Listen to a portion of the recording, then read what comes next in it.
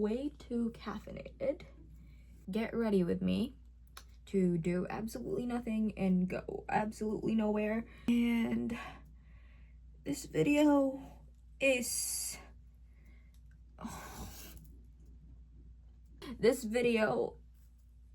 solely because I am way too caffeinated. So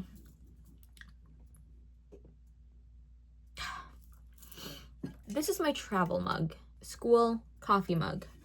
I function better with coffee. I don't necessarily move quicker or move more efficiently. It helps me, become a better student.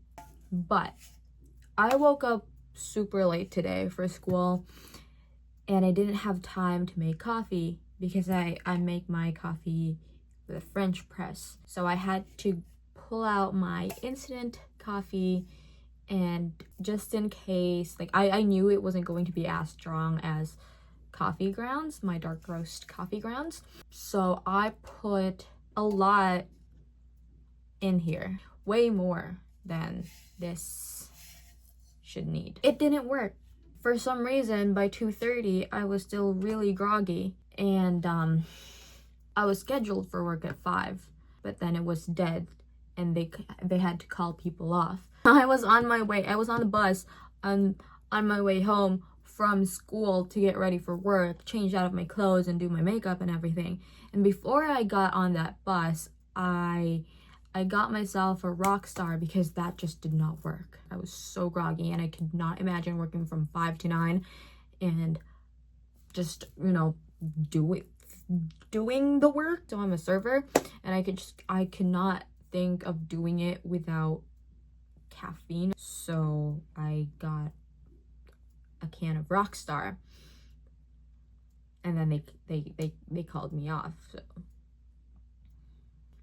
anyway, so now I'm overly caffeinated because I think that coffee was just starting to kick in, and then I had that Rockstar, and now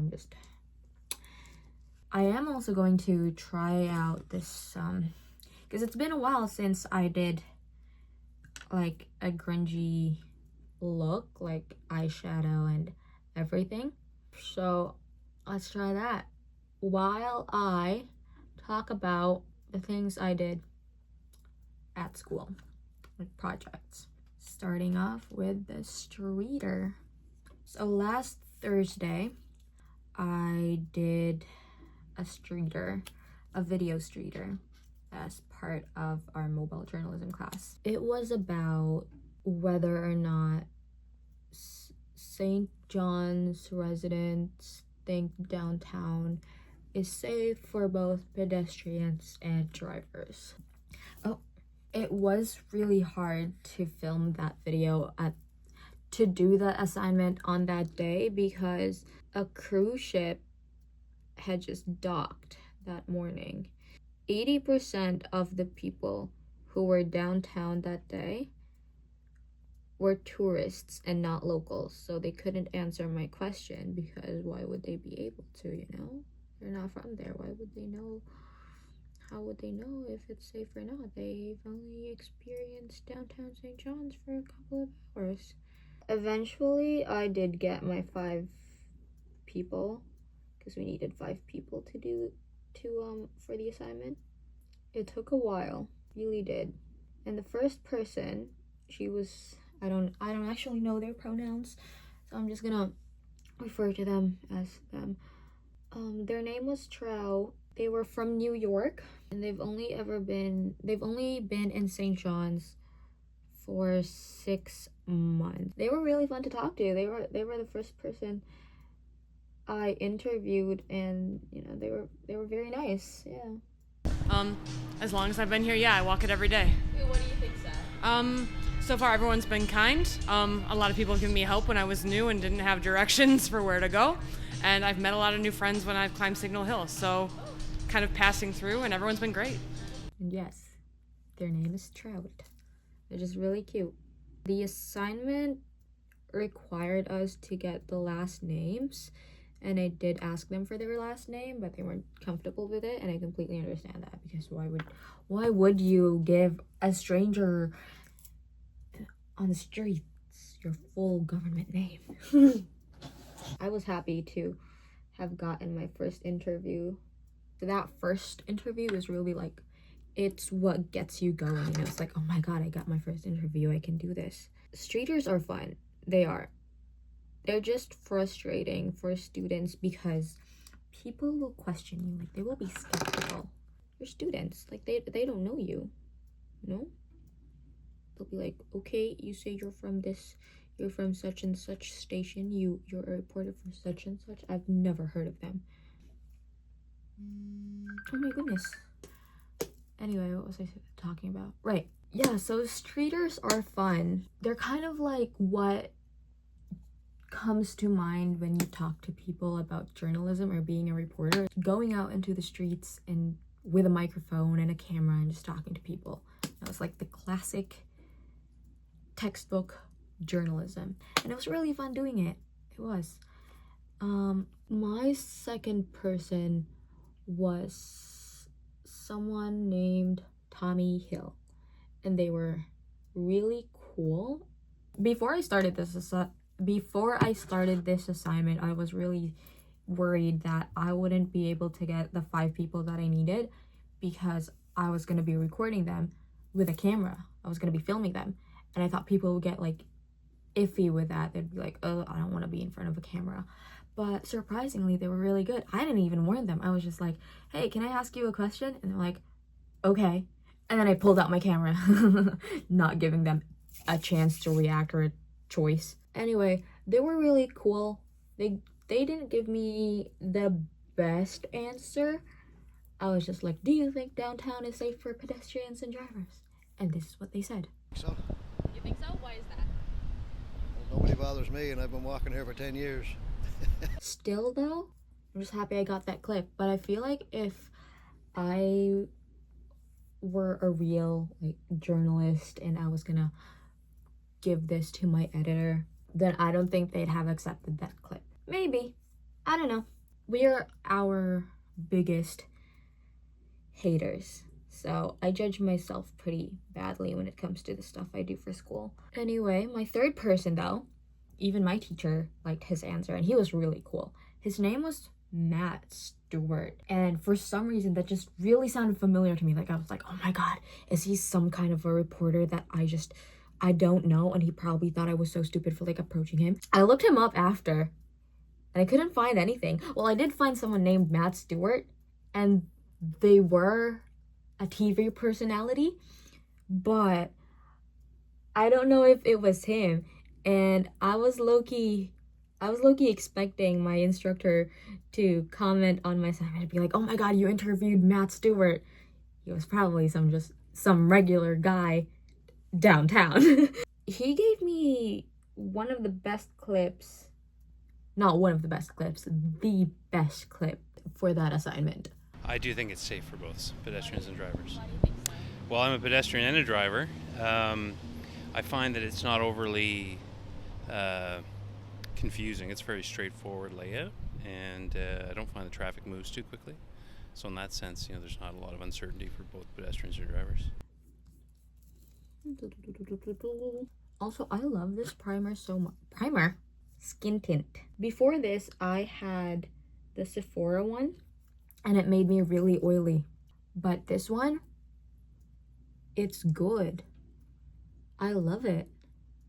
You can't see it because the lighting is just horrible. I usually have like a light over here, but I forgot to set that up because this was going to be a fun little video just for me to be able to do something, because I was supposed to be at work. I had my day planned out, but didn't go according to plan, and I'm caffeinated and I need something to burn my energy on. Getting my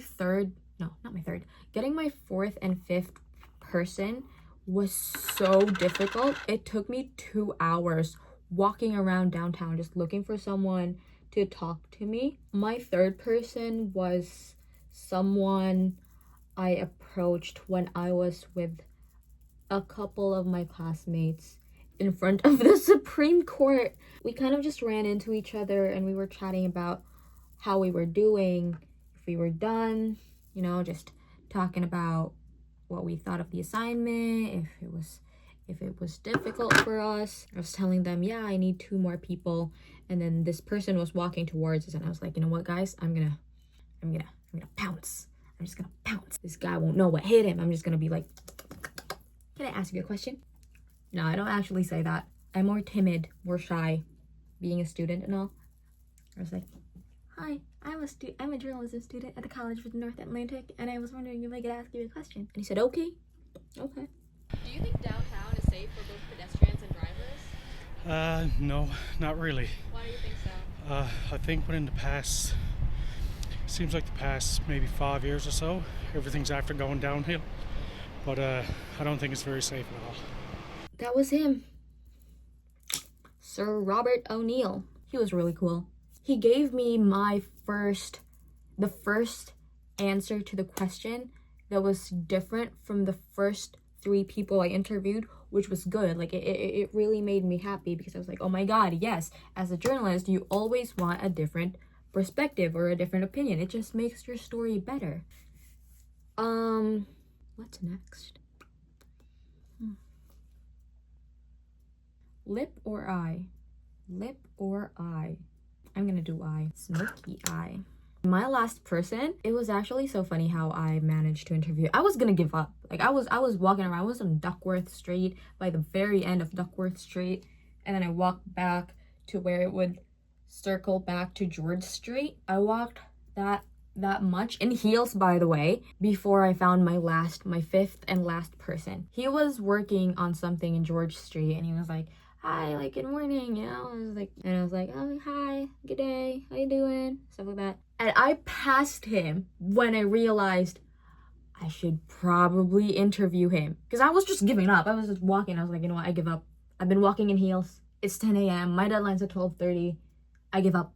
I'm okay with 4 people. And then when I passed him, I was like, actually, I'm a student from the College of the North Atlantic. I'm a journalism student, and I was wondering if I could ask you a question. It's like, yeah, you can. And so I did, and it was cool. I was happy. I had my 5th person. Yay! I would have to say sometimes. Yeah, because, well, sometimes there's a lot of crazy people around here. I mean, people that are probably mentally sick, I guess, from whatever they're addicted to. You know, like, you know what I'm talking about.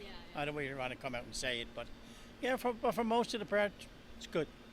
And it was so funny how we did the interview too, because they were working on something, and it was a big project. Like, they were making a patio outside of this store, so it took up like a quarter of the street, and a car was trying to drive by, and I was like, there was this much distance between me and the car. So when I was doing the interview, when I was filming him, we were also like, he was walking backward, and I was like stepping so to let the car pass. It was so funny, and you can see it in the video. But yeah, I got my 5th person, and I was happy. It's been a while since I put eyeliner on. I'm not used to it now. Oh, I'm gonna tear up. I used to put eyeliner on every day. That was 2 years ago. Making beats for a boring dumb bitch fucking gnarly. I can't get that song out of my head, but it's so good. I love Cat's Eye. Gnarly. Gnarly. I love Cat's Eye. They're so fun. What else did I do for school aside from the streeter? Ooh, the podcast. Yes, how could I forget? We just finished our podcast today, by the way. Like, it's completely done. I'm a little worried because I feel like we forgot to do something, but it sounds good. Well, it sounds good for something that came out of us, people who haven't done a podcast before.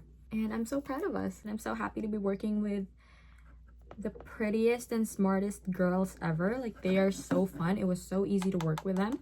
I think it was this week. Yeah, it was last Tuesday. We spoke to Julia Snow, She's a medical esthetician, and she gave us the ins of what kids doing excessive skincare is like. What kids, what? Our podcast is about tweens using makeup and doing skincare and the effects of it, you know, and the psychology behind it, like what's making them do it. Wow, what's making them do it? I'm making it sound really bad. It's not bad. Like, makeup is a form of self-expression, and if you want to take care of your skin, then go ahead.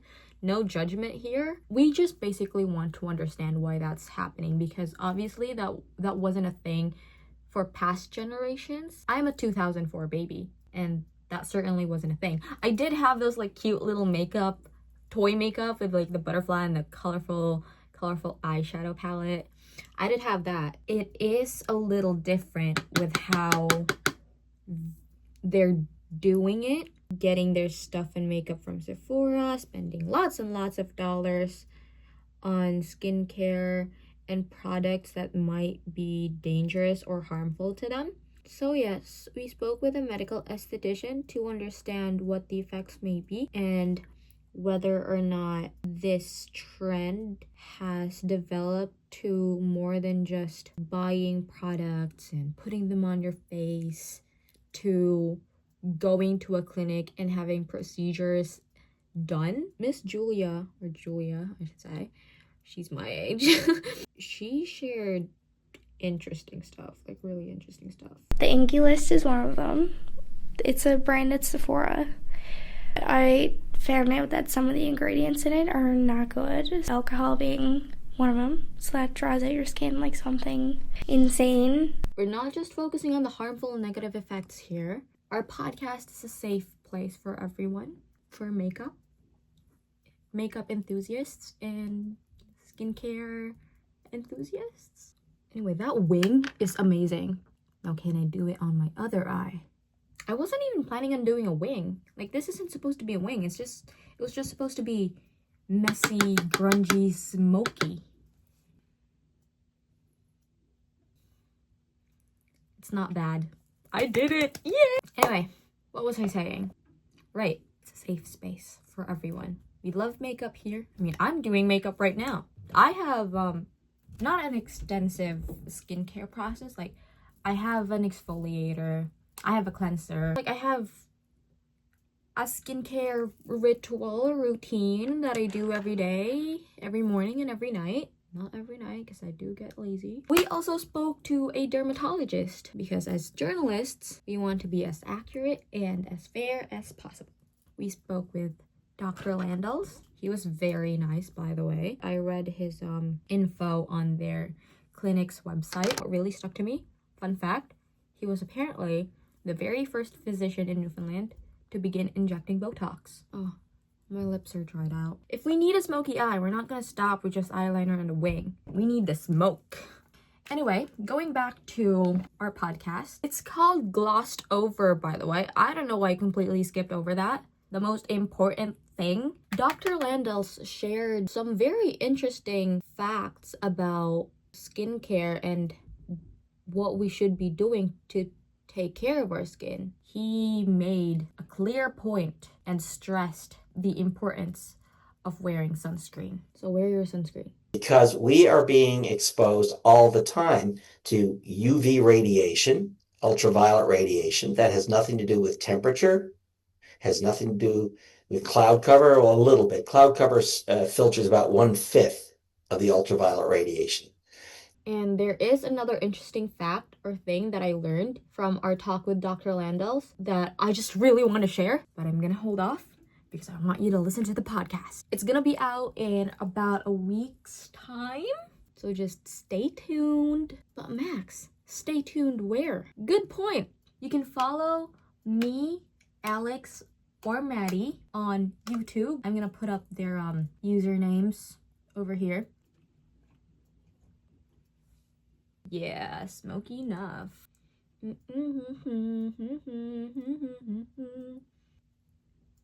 Slay. Normally, I would do my mascara, but my lips are drying out now.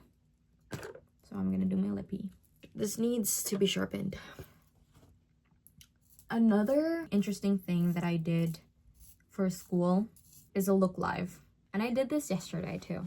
It stressed me out. It is so stressful to be a journalist, going to places and talking to these people without a car. And with St. John's not good transportation system, it's difficult. Definitely not as difficult as putting on this lip liner.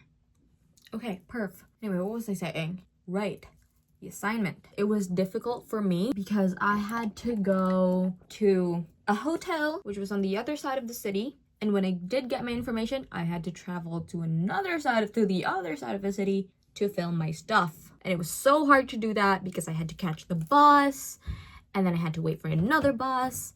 And when I got there, it was 20 minutes before the deadline. But I pulled it off. My instructor liked the video. And I also liked the video. That's the main thing. I'm standing here today in one of the Stewardship Association of Municipalities conservation areas in the city of St. John's. I understand being our worst hater, but we also have to be our number one cheerleader. So, yeah. The story, it was supposed to be done in this look live rant, you know, like the classic reporter in front of a camera with a mic talking. That's a look live. So I had to do that, but the thing with those is that you have to do it in a place that would fit your report. You know, like it would be relevant to your report. So since my report was about the Stewardship Association of Municipalities workshop about preserving and the conservation of wetlands, I had to do it on a conservation area or a preservation site. Luckily, the association had a site in the city and on a bus route, so I had to do it there. It was really warm, by the way, but I pulled off, I delivered, I served, I slayed, because that's what queens do. It's so different just talking about doing an assignment than like actually doing it. So maybe one of these days I'll do like a day in my life as a student journalist. Going back to my look live yesterday, it's one of the works that I am proud of, to be completely honest. It's up on Kicker's YouTube channel, so give love to that. And I really had to lock in because I had like 20 minutes left before the deadline. I wrote that script on the bus. I did it all in 3 hours. It was a same day deadline story. Lip gloss.